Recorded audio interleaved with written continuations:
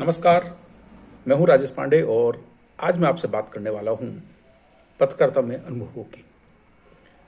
बहुत से लोग, कुछ वरिष्ठ लोग पत्रकारिता में वो दावा करते हैं कि मैंने इनको पत्रकारिता सिखाई है, मैंने इसको पत्रकारिता सिखाई है, मैंने इसको लिखना सिखाया है।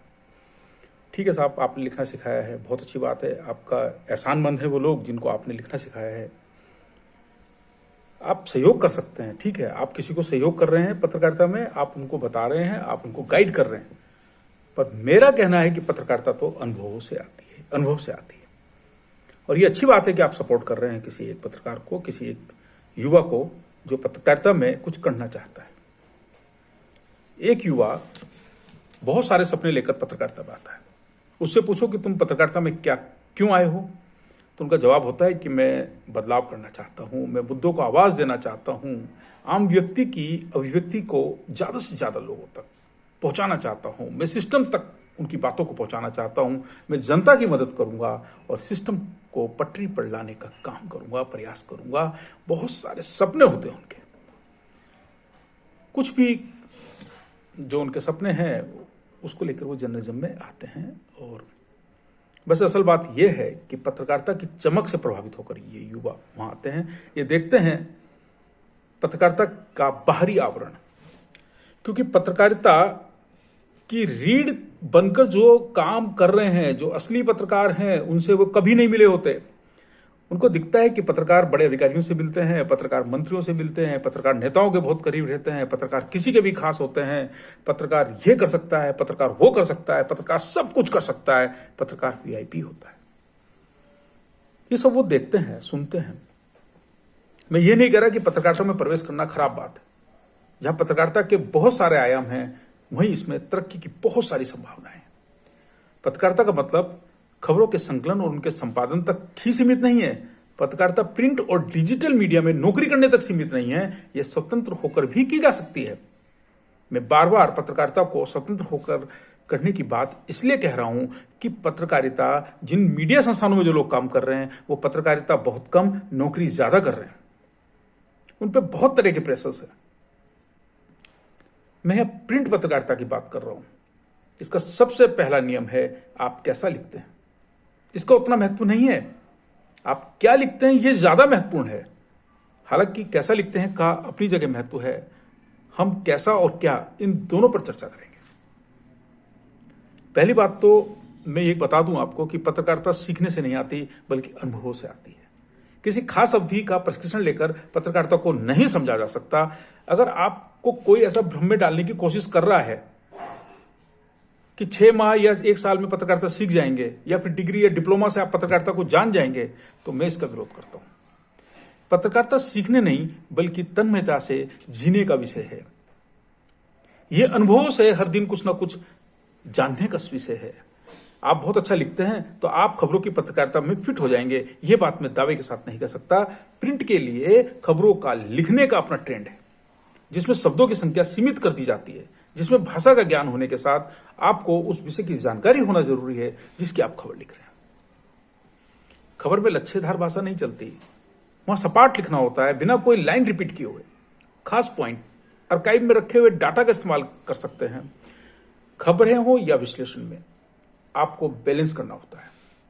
साथ ही यह भी आपको जानकारी होनी चाहिए कि किस खबर को कितना लिखा जाए, क्योंकि प्रिंट में जगह की बहुत दिक्कत होती है। वैसे यह बात सही है कि अगर आपको कम शब्दों में ज्यादा तथ्य प्रस्तुत करने की आदत डालनी है तो प्रिंट में काम करिएगा, इससे आपके लेखन में जान आ जाएगी। प्रिंट आपको खबरों में जलेबियां तलने से रोकता है। अक्सर ललित निबंध आ जाते हैं, ललित निबंध बोलते हैं उसको। और अक्सर हम लोग डेस्क पे जब बैठे थे, डेस्क पे काम करते थे, तो हम लोग अक्सर, कुछ रिपोर्टर्स की आदत थी और वो बहुत लंबा चौड़ा लेख बना के भेज देते थे, और वहां जगह ही नहीं है साहब। उनकी खबरों को देखकर हम कहते थे कि ललित निबंध भेज दिया लेकिन वो ठीक है, वो अपनी रिपोर्टिंग कर रहे हैं और वो ज्यादा से ज्यादा तथ्य को देना चाहते हैं, वो ज्यादा से ज्यादा लिखना चाहते हैं। उनका स्वागत है, और रिपोर्टर्स का हमेशा स्वागत करना चाहिए, उनके लेखनी का हमेशा स्वागत करना चाहिए। साथ ही आपको ये जानकारी भी होनी चाहिए कि हम, ठीक है, हम अच्छा लिख रहे हैं, पर क्या लिखा जाए। अच्छा लिखना कहते किसको है, अच्छा लिखने का मतलब किसी के बारे में अच्छा लिखने से नहीं है। अच्छा लिखने का अर्थ है आपकी भाषा उन लोगों की समझ में आनी आवश्यक है जिनके लिए आप लिख रहे हैं। आपका संवाद सामान्य हो, बोलचाल वाला हो, जिसको पढ़ने या सुनने वाले को दिमाग दौड़ाने की जरूरत ना पड़े, उनको किसी दूसरे से आपके लिखे को समझने की आवश्यकता ना पड़े। मैं बहुत से युवाओं से मिला हूं जो नए नए शब्दों का जाल बुनने में माहिर है। वो कहते हैं कि ये सब मैंने बहुत अच्छा लिख दिया। जब आपका लिखा किसी की समझ में ही नहीं आएगा तो उसको लिखने से क्या फायदा। खबरों को कैसे लिखा जाए, इसके लिए मैं सबसे पहले आपको भूलना होगा कि आप किसी बड़े संस्थान से मास कॉम या फिर कोई डिग्री हासिल करके आए। अगर आप प्रिंट में काम करना चाहते हैं तो किसी अखबार के दफ्तर में जाकर वहां आने वाली प्रेस रिलीज को बिना किसी हड़बड़ाहट के पढ़ने की आदत डालें। आप विज्ञप्ति का एक एक शब्द पढ़िए, उससे समझिए। प्रेस विज्ञप्ति का जिक्र इसलिए कर रहा हूं क्योंकि कई बार इनकी भाषा को समझना बहुत आसान नहीं होता। किसी अखबार के लिए जो बात 4 या 6 लाइन की होती है, विज्ञप्ति भेजने वाले उसको 2 पेज में लिखते हैं। अब तो विज्ञप्तियां प्रिंट में नहीं आती, अब तो विज्ञप्तियां जो है मेल से आ जाती हैं, व्हाट्सएप पे लोग लिखकर भेज देते हैं। और अभी भी मैं कई लोगों की विज्ञप्तियों को देखता हूं इंटरनेट पर, मेल के थ्रू, जो जिन लोगों ने भेजी है, व्हाट्सएप पे जो भेजते हैं, वो बहुत अच्छी लिखते हैं खबर। वो अपनी खबरों को जानते हैं कि हमारी खबर कितनी छपेगी और क्या लिखना चाहिए। वो सब बिल्कुल फॉर्मेट है उनके पास भी, उन्होंने भी फॉर्मेट बना लिया है, उस फॉर्मेट में बिल्कुल सही करके भेज देते हैं।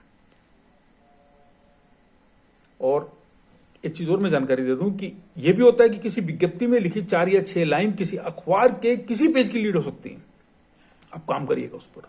अगर विज्ञप्तियों पर काम करके खबर को विस्तार दिया जाता है और तह तक पहुंचने की कोशिश की जाती है, सोर्स से बात की जाती है, तो कोई भी खबर किसी भी पेज की लीड हो सकती है।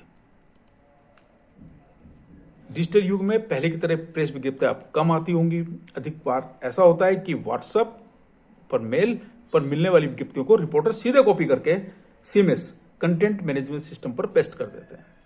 पूरी विज्ञप्ति को वहीं एडिट करने के बाद डेस्क को सबमिट कर देते हैं। बहुत आसान हो गया है अब विज्ञप्तियों को खबर के रूप में बदलना। पहले तो विज्ञप्ति आती थी और उस विज्ञप्ति को पहले कागज पर लिखा जाता था। कागज पर लिखकर आपको अपने सीनियर्स को उसको दिखाना होता था, वो एडिट करते थे, गलतियां बताते थे, और फिर उस एडिट वाली जो कॉपी है वो फिर जाती थी कंप्यूटर ऑपरेटर के पास, वो उसको टाइप करते थे। अब ऐसा नहीं है, अब तो सीधी खबर आ रही है आपके पास, आपके डिवाइस पर आई, आपने उसको कॉपी किया, अपने सिस्टम पर पेस्ट किया और उसको एडिट किया और फिर आपने डेस्क को सबमिट कर दिया। आप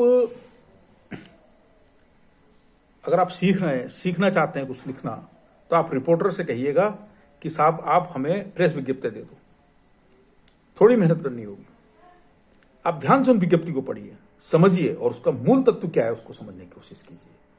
ये विज्ञप्ति किसी कर्मचारी संगठन से आ सकती है, व्यापार मंडल से आ सकती है, राजनीतिक दल से आ सकती है, ये सरकार के सूचना विभाग की हो सकती है।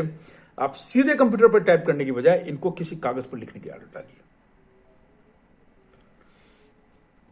कागज पर लिखकर उसको अपने सामने फिर किसी सीनियर से संपादित कराएं या फिर उसको उस पर उनकी सलाह प्राप्त करें। वैसे आपको बता दूं कि इस दौर में